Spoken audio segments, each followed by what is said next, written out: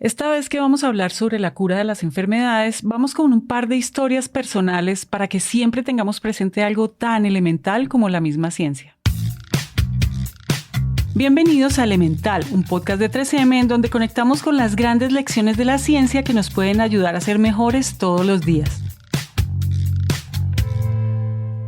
La primera es una historia que nos comparte Valeria Cáceres desde Argentina, la historia de su tío.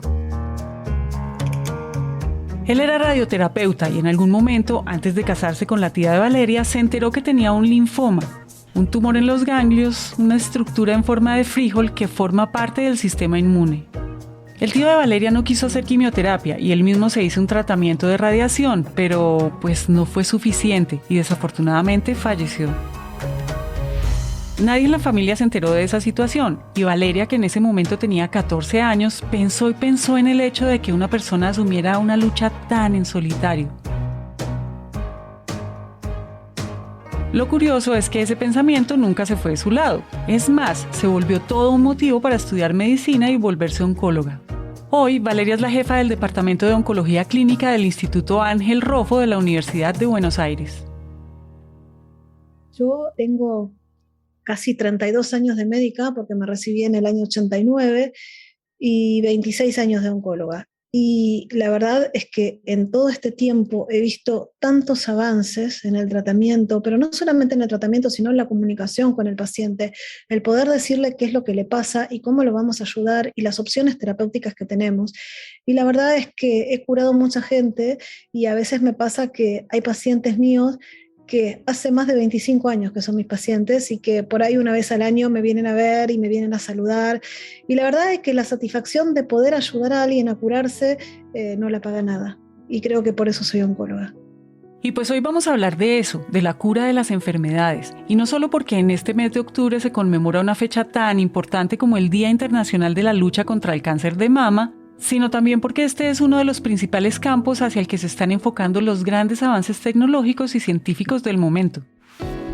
Porque el camino de la cura de las enfermedades es un camino realmente muy largo. Creo que es imposible imaginarse lo difícil que puede ser si no se vive en carne propia.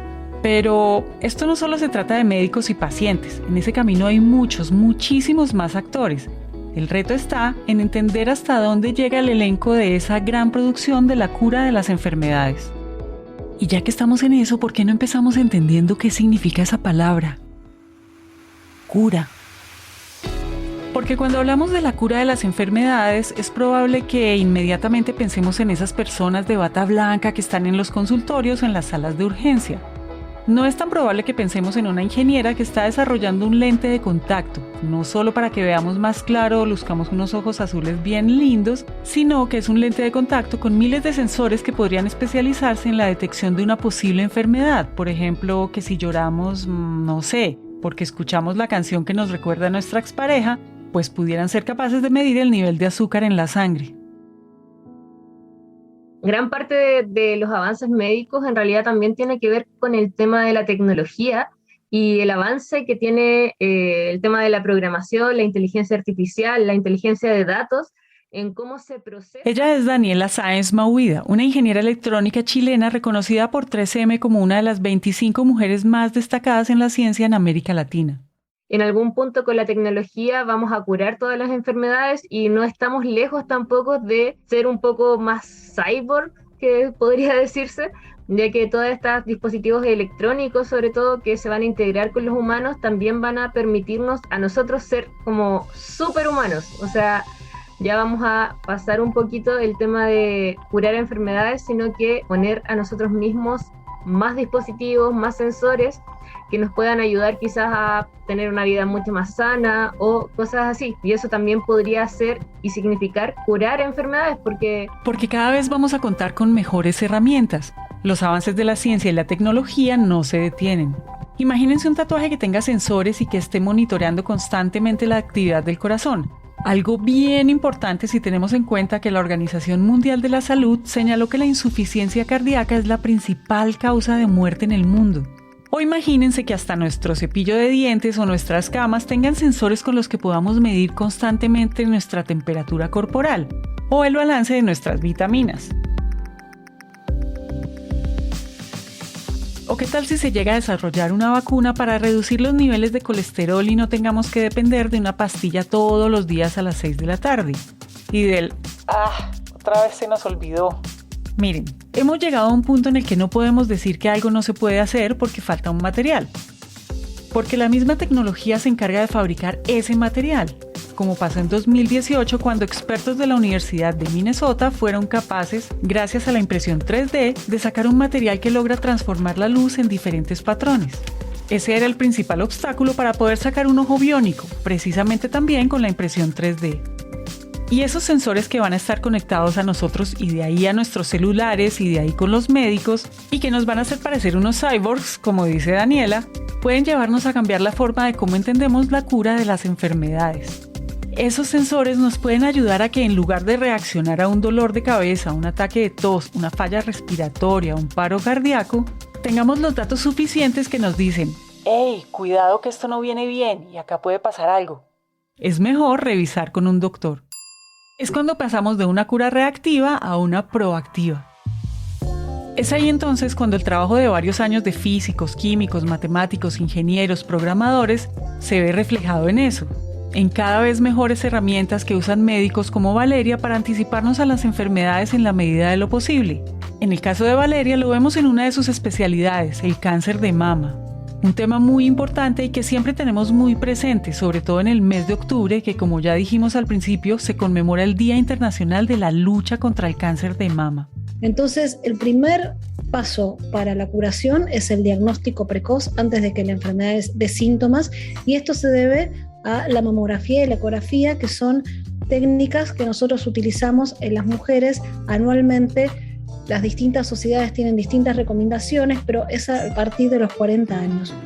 Un par de ecografía y mamografía. Para que tengas una idea, se han diagnosticado en el año 2020 aproximadamente 2.260.000 nuevos casos a nivel mundial y se produjeron alrededor de 700.000 muertes. Es decir, es el tumor más frecuente en la mujer, alrededor del 30%, y en la Argentina representa 60 nuevos casos al día. Por eso para mí es esencial poder curar a mi paciente, y hoy tengo las armas, si mi paciente es diagnosticada en una etapa inicial, de poder curarla en más del 95% de los casos. Y pues ya que estamos hablando sobre la detección temprana de las enfermedades y sobre la posibilidad de que lleguemos a un punto en el que nos anticipemos y tengamos más tiempo para actuar, ¿qué tal si a los sensores y a los microchips le sumamos uno de los grandes hitos de la ciencia en los últimos años? Les hablamos de la secuenciación de la totalidad del genoma humano. Algo que nos ha permitido ir cada vez más profundo y revisar el origen de las enfermedades desde nuestros propios genes.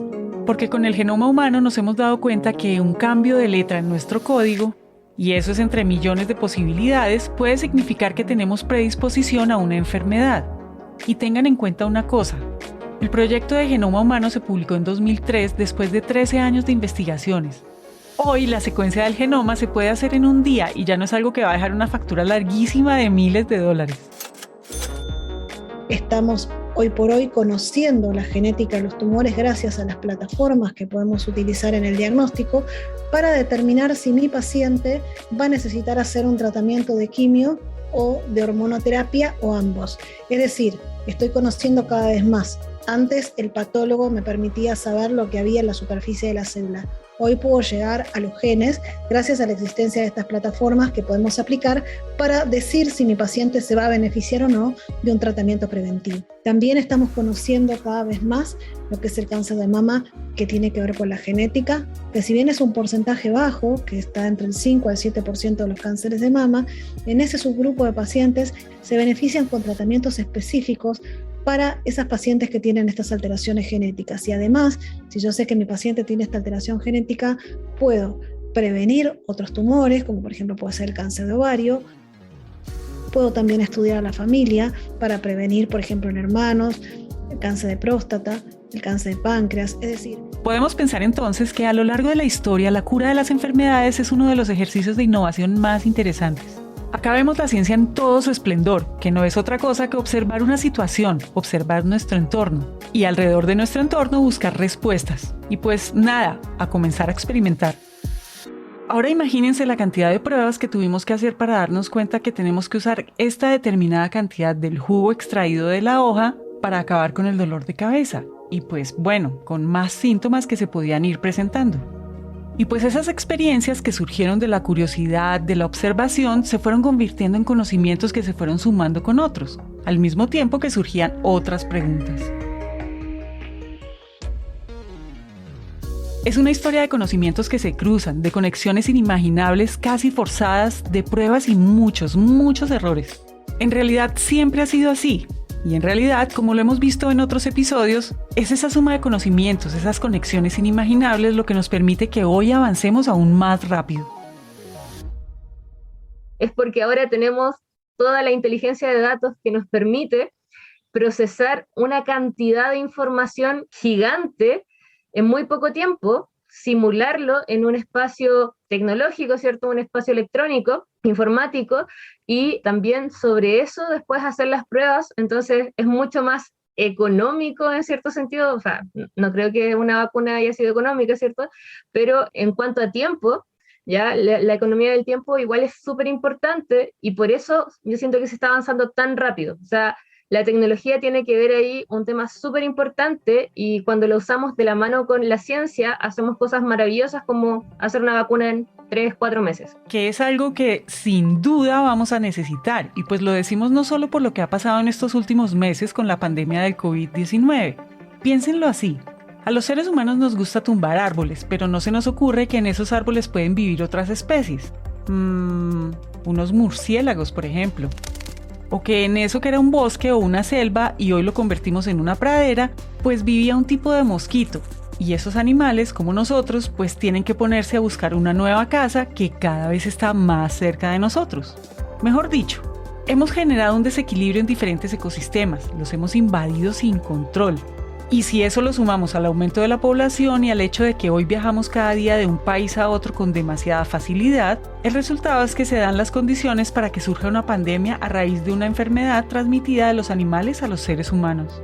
Y no, la culpa no es de los murciélagos o los mosquitos o los zancudos o los camellos. Al contrario, hemos aprendido mucho de ellos y nos queda mucho por aprender de la naturaleza. De hecho, según los cálculos de la Agencia de los Estados Unidos para el Desarrollo Internacional, el 75% de las enfermedades emergentes son zoonóticas, es decir, nos la transmiten los animales. La velocidad es bien importante, más porque igual los virus, las bacterias también se adaptan y siempre hemos visto que surgen nuevos. Pero cuando hablamos de la cura de las enfermedades en medio de esta velocidad y la cantidad de información, no se nos puede olvidar que en esto de la cura de las enfermedades, nosotros como individuos también podemos sumar. Y pues de eso se trata la segunda historia personal que les prometimos al principio, es la historia de Juan, el productor de este episodio. O mejor, pues es mejor que el propio Juan nos la cuente. Mi mamá estaba haciendo quimios, una época pues que había tenido un cáncer, y pues en ese mismo momento mi abuela, pues la mamá de ella tenía Alzheimer, y pues era un Alzheimer ya en un punto bastante avanzado. Y pues me acuerdo mucho que mi mamá tenía las quimios los martes, ¿sí? Los martes, y pues era bastante pesado para ella llegaba bastante agotada, bastante mal. Y me acuerdo mucho de una vez, precisamente un martes, que después de una quimio fuimos a visitar a mi abuela, y me sorprendió un montón ver cómo ella hacía todo lo posible para que mi abuela se riera o sonriera. Y pues la verdad ni siquiera me fijé si mi abuela sonrió, yo lo único que me fijaba era todo lo que hacía mi mamá. Entonces un poco como lo que me hace pensar en eso es como la relación que podemos tener con las personas, y en realidad como la idea de que nosotros siempre nos podemos esforzar un poco pues para intentar hacer sentir a una persona bien. Y pues así como la historia de Valeria, vimos que el camino hacia la cura de las enfermedades no es una lucha en solitario.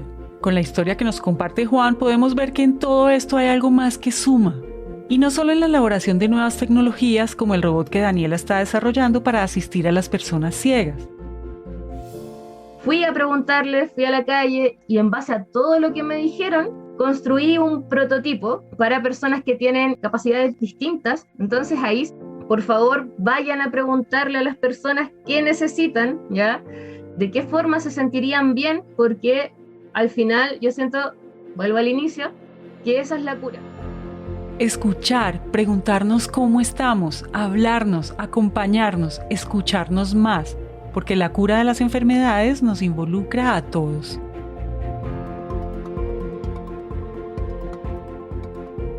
Elemental es un podcast de 3M en coproducción con Naranja Media.